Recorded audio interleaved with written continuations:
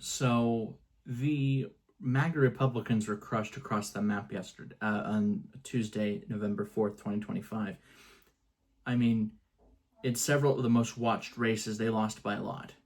You know, Virginia, which was a swing state, I think you can argue is starting to become a much more of a blue state. This was worse than 2017 for Trump in terms of, you know, you take power and here's your first referendum or report card from the electorate. So, Zoron Mandani will be the next mayor of New York City. He won against former New York Governor Andrew Cuomo. The margin was closer than expected. A lot of people defected to Cuomo to try to stop Mamdani, but his outright majority of the vote, 50.4%, was enough to ensure that he will be the next mayor of New York City, replacing cartoonishly corrupt incumbent Eric Adams and having defeated the cartoonishly corrupt and creepy Trump-endorsed Andrew Cuomo. Given how terrible of a candidate Cuomo was and a terrible person, how anyone thought he could win is beyond me. How anyone could vote for him is beyond me. I think Cuomo should be in a prison cell, not a candidate for the Gracie Mansion. Then you have when Mamdani won the primary against Cuomo and Cuomo decided to stay in the race, it was all but inevitable that he was going to win, Mamdani. Because Cuomo went from leading in the polls to defeated by 12 points, almost 13. And then after that, the MAGAs decided that, okay, here's a guy who is likely going to win the election. Rather than attack him on policy, say how it's not realistic to have municipally owned grocery stores and how there's no such thing as free buses because net taxpayers are going to be paying for it with their money. Which, don't tell the left that because they think that, you can just make everything free. At least that's their attitude. And as much as I don't like Mamdani and I'm not happy he won, I can't help but just feel happy to see that the racists get in their feelings about this. For the last 9 years, they've told everyone, F your feelings, Trump's your president, and now, for a lot of them in New York City, Mamdani's their mayor. He will be on January 1st. Republicans attacked him, referencing 9/11 over and over again.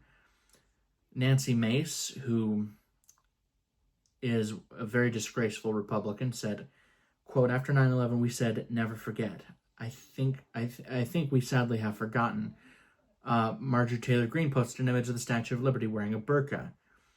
A lot of those associated with the MAGA movement, Laura Alert, Charlie Kirk,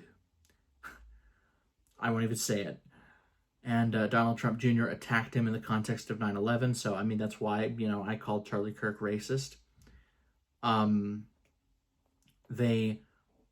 lot of Republicans weaponized his immigration status and threatened denaturalization and deportation because they don't like his ideas, even though he didn't break the law in voicing those views, however much one might disagree. They're stunned that apparently when they're threatening to deport a guy and take away someone's right to vote for him if they want to, that's going to galvanize people to vote for him. It's, what? God. They floated without evidence that he was in the country illegally, threatening to arrest him and illegally withhold funding from New York City. It's unless you're cutting funding via Congress, you can't just withhold the funding just because you don't like who the mayor is. You'd have to actually have a reason, and there is a process you have to go through. And he suggested taking over New York City just because Mamdani is elected. So, a lot of individuals attacked him for his faith and said that he advocated violence against Jewish people because he said the phrase, globalize the infantata, which is a slogan that has been used. It's an anti-Zionist slogan used to advocate for international support of Palestinian resistance against Israeli occupation. I wouldn't say that phrase unironically. I do think Israel has gone too far in its war against Hamas and destroying Gaza, because fighting Hamas, fine. But what's going on there is a genocide. What they are doing to Palestinians, collective punishment, destroying civilian infrastructure, destroying the water and food supply, that is by definition a war crime. And those who support this are going to hell. If there is a hell at all. A lot of Democrats have attacked him with references to 9/11. A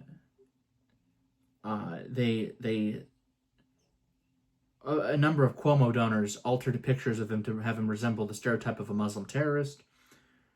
So, I mean, there was a lot of racism from both sides against Mamdani, and it's like, oh, of course he won. I mean, a lot of Arab and Muslim people who are blamed for every bad thing that ever happens, and immigrants too, voted for Mamdani in a backlash. Some of them because they genuinely agreed with his ideas, and others because they were so sick of this nonsense.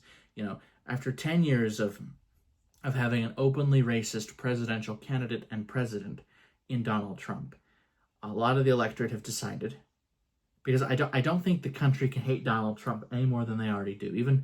Even some who did vote for him the last time. Now, does that mean that if an election were held right now, a rerun of 2024, I think some would be dumb enough to vote him back in because, well, there is a certain segment of the country that will vote for the worst candidate just because he hates the people they hate. It's that simple, rather than offering any actual ideas that he would actually try to implement.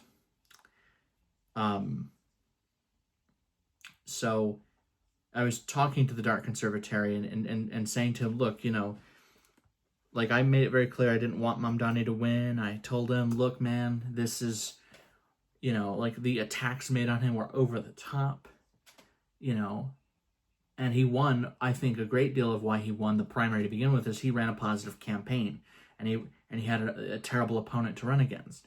And even though his ideas aren't realistic, the promise of something being, of change, of something getting better is appealing. Very appealing in a very depressed country that has been battered by COVID, inflation, cost of living crisis, housing, etc. You know,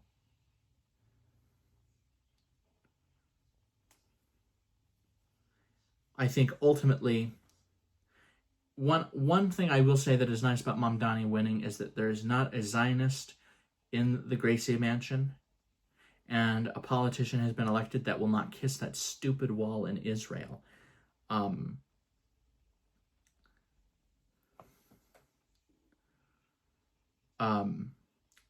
dark conservatarian asked me, he said, depending on if he's a moderate or reform Muslim, what's wrong with being critical of them who believe in Sharia law and such? You can criticize those who believe in Sharia law, absolutely, but you better have some damn good proof that they believe in Sharia law. You know, when they generalize all Muslims and immigrants and et cetera, they're turning people off, and people will vote against the generalizer's preferred candidate as to spite them, like how a lot of idiots voted for Trump to spite those they didn't like. You know. But anyway, then he says, that has nothing to do with race. Well, they'll see a brown person. A lot of them will see a brown person and automatically think terrorist or Muslim or Arab, as if that's interchangeable. Also, I don't know who you've been listening to that thinks Mamdani critics aren't bringing him up. Wow. I'm not sure if Darkhan, you want to work on your vocabulary, your sentencing here. Also, I don't know who you've been listening to think that Mamdani critics aren't bringing him up being a commie. Yeah, he is a commie. You know, when he's quoting Marx, unironically, yes, he's a fucking commie. So I will not feel compassion for New Yorkers should Mamdani fail. But that's mostly what I've been hearing. We have a bigger problem with his communism than anything.